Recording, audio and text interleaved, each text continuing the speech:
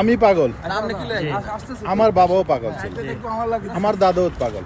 আমার বাবার পাগল হওয়াতে আমার জন্ম হয়েছে, আবার আমার দাদা পাগল হওয়াতে আমার বাবার জন্ম হয়েছে। এখন আমি পাগল, তার জন্য আমার ছেলে হয়েছে। আবার আমরা পাগলের জন্য বেঁচে আছি, আবার আমরা পাগল হয়ে মরবো। এই পাগলটা কি? এই পাগলটা কি? এই পাগলটা কি? এই পাগলটা কি, কেন, কি জন্য বলো? এই পাগলটা কিসের জন্য? হ্যাঁ, সবাই পাগল।